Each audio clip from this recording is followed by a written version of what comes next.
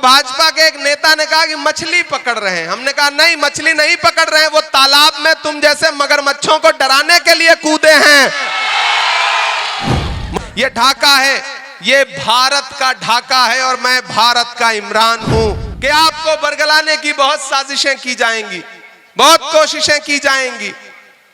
किसी का जलवे रंगीन तखय्युलात में है, चिराग बन के कोई जिंदगी की रात में है।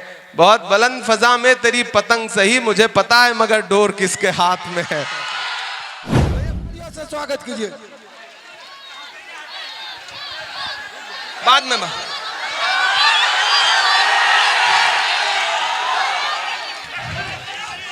ढाका की ये तारीखी सरजमीन और इस सरजमीन पर हजारों की तादाद में मौजूद नौजवान साथियों, बुजुर्गों और जहां जहां तक मेरी आवाज जा रही है वहां सीढ़ियों पर बैठी हुई मेरी माएं बहनें, मैं दूसरी बार आपके दयारे मोहब्बत में हाजिर हुआ हूं।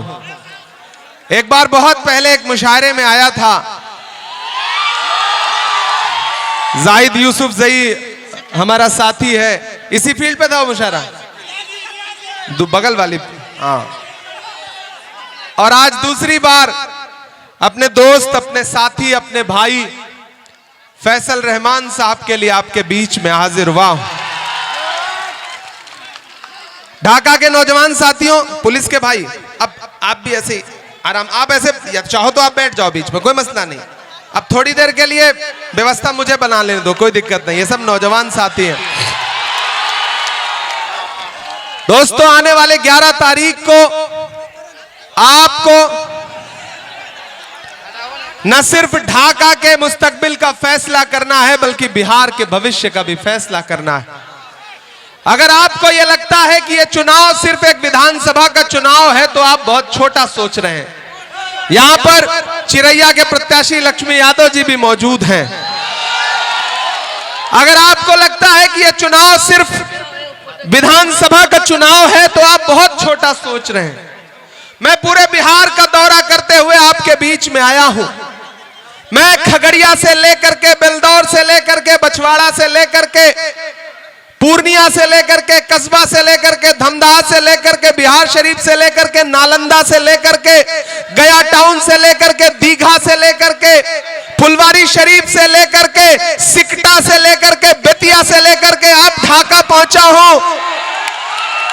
पूरे बिहार की एक एक विधानसभा में जा रहा हूं और जो माहौल मैंने देखा है उस माहौल की बुनियाद पर ढाका वालों पूरी जिम्मेदारी से बता रहा हूं कि आने वाली 14 तारीख को तेजस्वी यादव बिहार के मुख्यमंत्री बनने जा रहे हैं। कोई ताकत रोक नहीं सकती है। और यहां खड़ा होकर के यह ऐलान भी करता हूं कि अगर 11 नवंबर को आप अपने घरों से बाहर निकले और आपने अपना एक एक वोट 2 नंबर पर है, ईवीएम के दूसरे नंबर पर जिनका चुनाव निशान मौजूद है लालटेन, अगर उस पर एक एक बटन दबा करके इधर फैसल भाई को, उधर लक्ष्मी जी को असेंबली पहुंचा दिया और 14 नवंबर को रिजल्ट आया और तेजस्वी यादव बिहार के मुख्यमंत्री बने तो 2029 में राहुल गांधी को देश का प्रधानमंत्री बनने से कोई ताकत रोक नहीं सकती है। यह चुनाव बहुत महत्वपूर्ण चुनाव है, जरूरी चुनाव है। यहां हमारे बुजुर्ग खड़े हैं, दानिश्वर लोग खड़े हैं। लोग आएंगे आपके बीच में आपको बांटने की, आपको बरगलाने की। सरे मिंबर वो ख्वाबों के महल तामीर करते हैं, सरे मिंबर वो ख्वाबों के महल तामीर करते हैं, इलाजे गम नहीं करते फकत तकरीर करते हैं। तो ये याद रखना कि ये चुनाव भाजपा पूरी साजिश के साथ, पूरी मशीनरी के साथ लड़ रही है।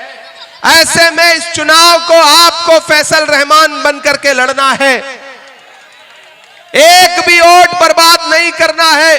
वो लालटेन लेकर के जो हमारा नौजवान साथी खड़ा है, इसमें 11 तारीख को इतनी रोशनी दीजिए, इतना तेल डालिए, इतना तेल डालिए, इतना तेल डालिए कि इसकी रोशनी से पूरा पश्चिमी चंपारण ढाका जगमगा उठे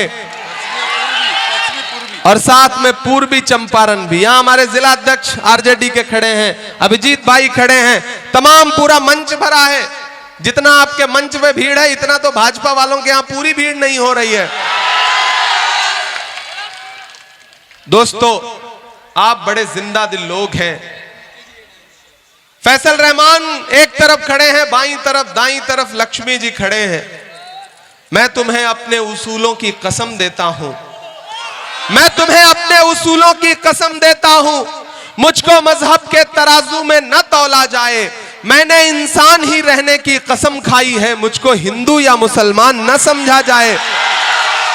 यह चुनाव मोहब्बतों का चुनाव है। एक तरफ भाजपा की नफरतें हैं, भाजपा की साजिशें हैं, वोट बांटने की कोशिशें हैं, खरीदने की साजिशें हैं। लेकिन ढाका में खड़ा होकर के मैं ये कह रहा हूं कि अदावत है, सियासत है, परिंदा है, शिकारी है। अदावत है, सियासत है, परिंदा है, शिकारी है, मगर इन सारी चीजों पर मोहब्बत अब भी भारी है। ढाका वालों, फैसल रहमान से आपका सिर्फ फैसल रहमान तक का रिश्ता नहीं है, 2 पीढ़ियों का, 3 पीढ़ियों का, 4 पीढ़ियों का रिश्ता है। मैं इनके वालिद साहब के बारे में पढ़ता रहा हूं, सुनता रहा हूं। मोतिउर रहमान साहब जैसी शख्सियत जो आपके बीच में नुमाइंदगी करती रही है, उनके चश्मो चिराग हैं ये। इस चिराग को बुझाने की साजिशें में लगे हैं बहुत सारे लोग। पिछली बार बहुत थोड़े वोट से चूक गए थे आप, लेकिन इस बार चूकना नहीं है। और एक चीज जान लीजिए, पूरा इंडिया अलायंस एकजुट होकर के काम कर रहा है। मैं अभी सुबह पहली रैली बेतिया में किया, मैंने अपने प्रत्याशी वसी अहमद के लिए। दूसरी रैली मैंने सिकटा में किया कॉमरेड वीरेंद्र गुप्ता के लिए, और तीसरी रैली आरजेडी के लिए यानी कि फैसल रहमान के लिए करने के लिए ढाका में खड़ा हूं। इस तरह से एकजुट है हमारा महागठबंधन।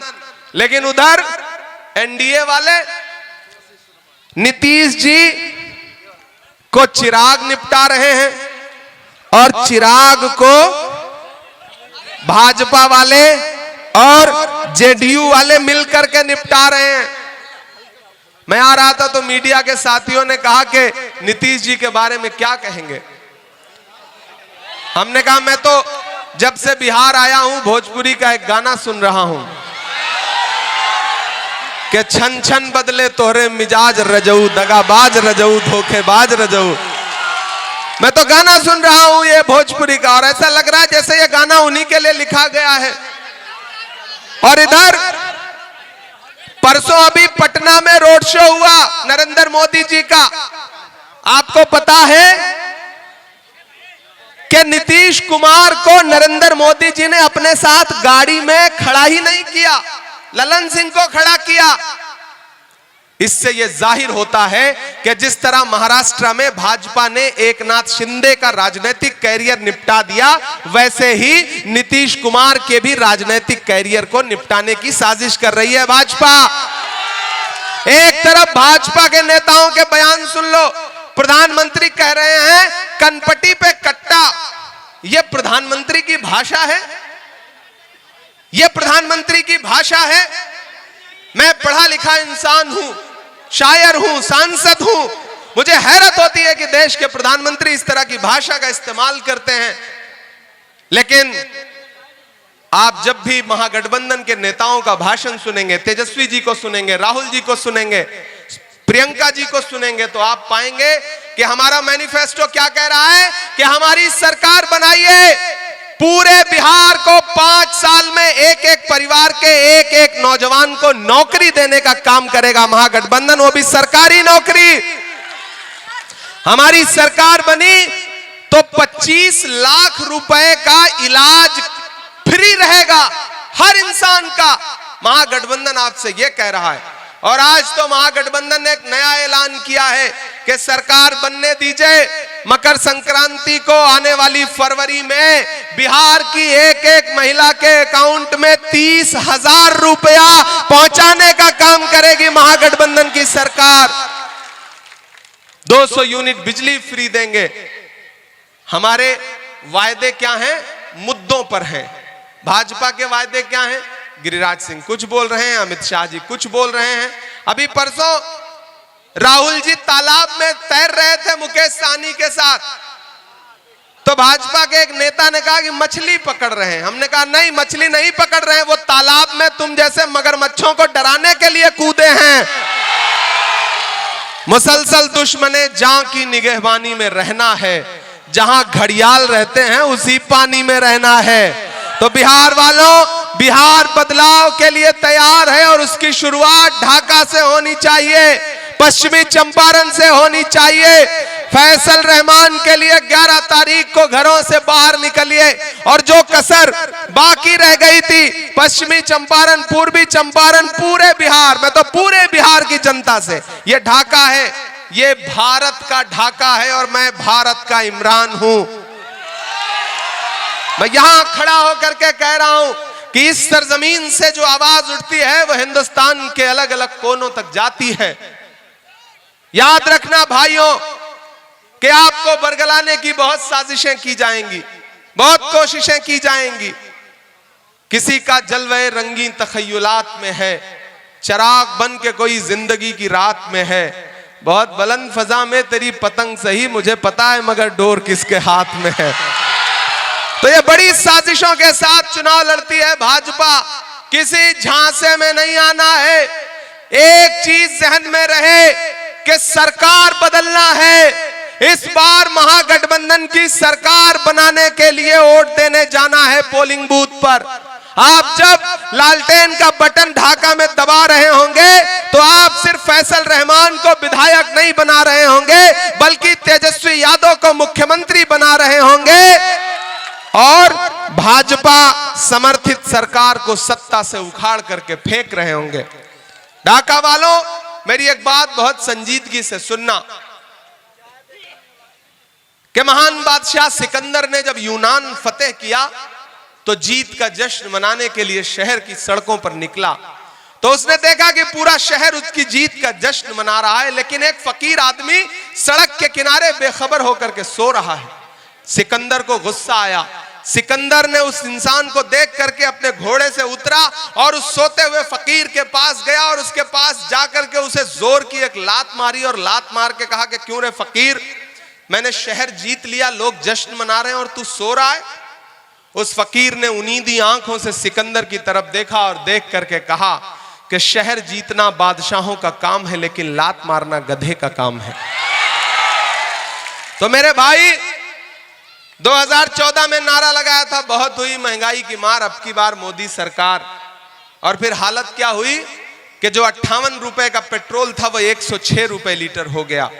मैंने तो देश की पार्लियामेंट में खड़े होकर के मोदी जी की आंख से आंख मिला करके और निर्मला ताई की आंख से आंख मिला करके कहा था कि आप वो लोग हैं जो नारा लगाते थे कि बहुत हुई महंगाई की मार। अरे आपको शर्म आनी चाहिए, आपने कफन तक पर जीएसटी लगा दी है, आपको शर्म आनी चाहिए। भाजपा की सरकारें वो सरकारें हैं, इसीलिए आजकल मैं जहां भी जाता हूं मैं उनको उनका भाषण याद दिलाता हूं और उनसे कहता हूं कि याद है आप कहते थे भाइयों बहनों देश के खजाने की चाबी मुझे सौंप दो, मैं चौकीदारी करूंगा। कहते थे कि नहीं कहते थे? अब तो मैं जहां भी जा रहा हूं उनसे पूछता हूं कि कहां सोया है चौकीदार। ऐसे काम नहीं चलेगा। मुझे लगना चाहिए कि मैं पश्चिमी चंपारण के ढाका में खड़ा हूं, मुझे लगना चाहिए कि ये जिंदा दिल लोगों का शहर है, मुझे लगना चाहिए पीछे तक आपकी दुआएं, आपकी तालियों का शोर पूरे देश में जाए, पूरे बिहार में जाए कि कहां सोया है चौकीदार।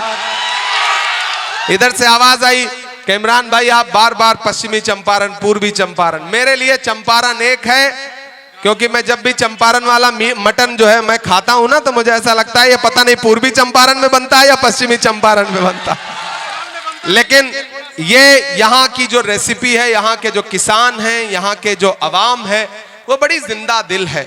पूर्वी चंपारण, पश्चिमी चंपारण अपने आप में पूरा भारत है।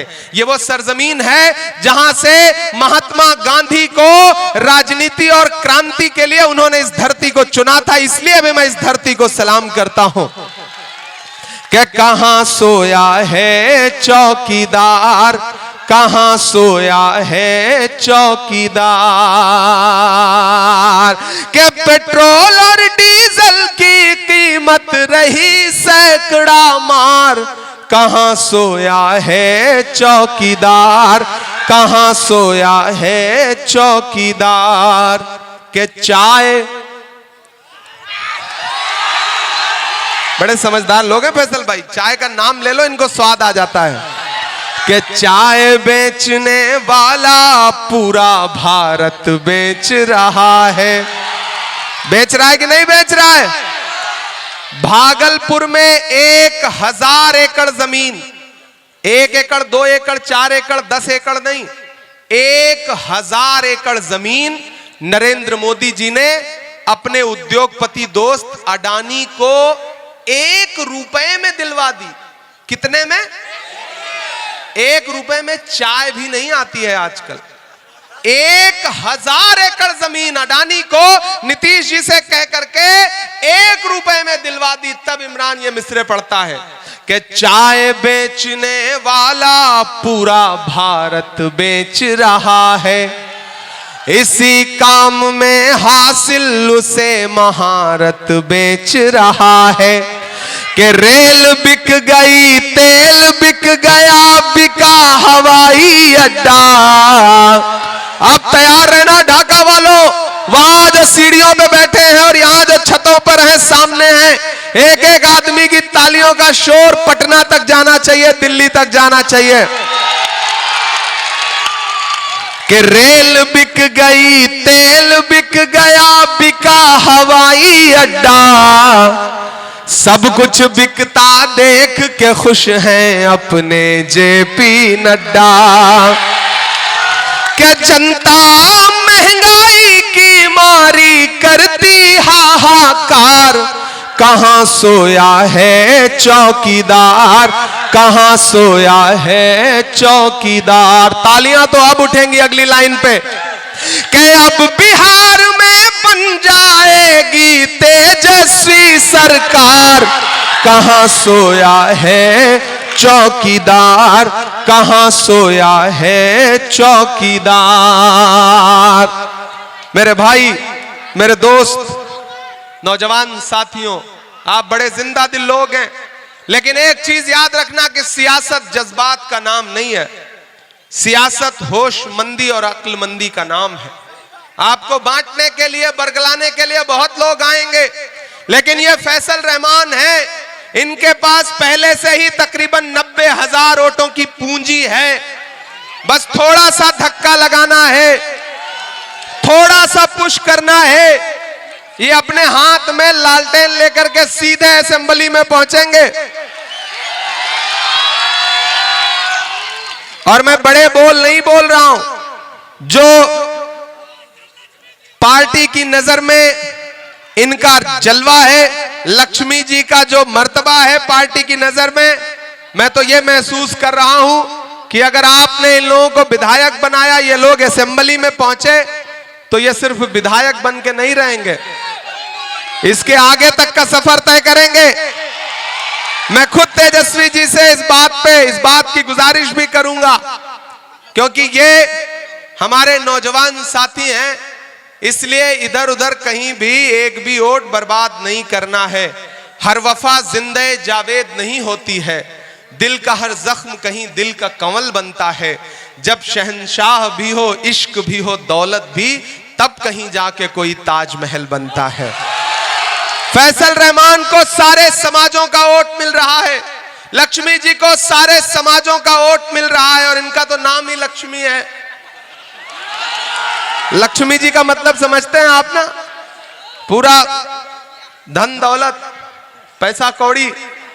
तो इनके पास अवाम का धन दौलत, अवाम की मोहब्बतें हैं।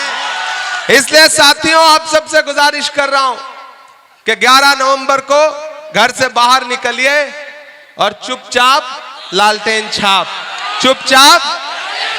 आपका दिया गया एक एक वोट सिर्फ फैसल रहमान को नहीं मिलेगा, लक्ष्मी जी को नहीं मिलेगा, सिर्फ इनको नहीं मिलेगा, तेजस्वी यादव को मुख्यमंत्री बनाने के लिए जाएगा, और मोहब्बत के उस मसीहा को भी मिलेगा जिसका नाम राहुल गांधी है।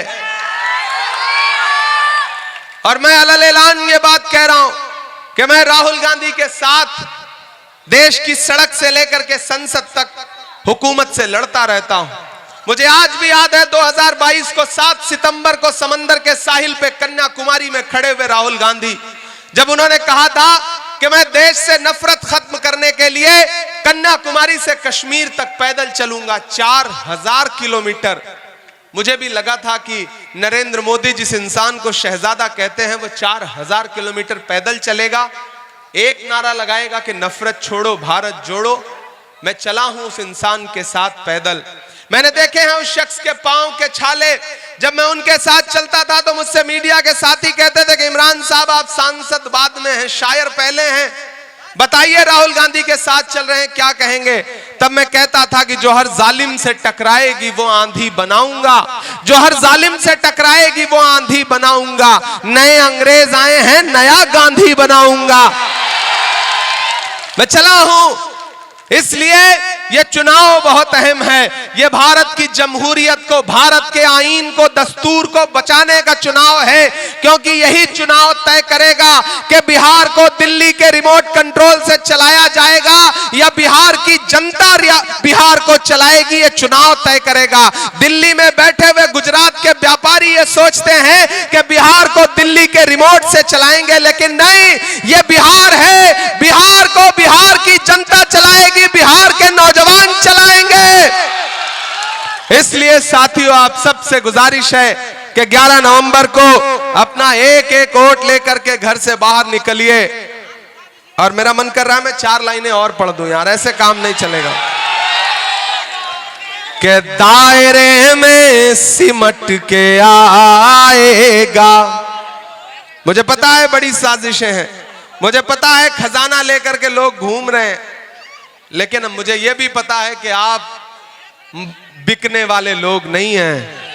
कोई खरीद नहीं सकता है आपको। मोहब्बत के हाथों बिक सकते हैं, दौलत के हाथों आपको कोई नहीं खरीद सकता है, मैं जानता हूं।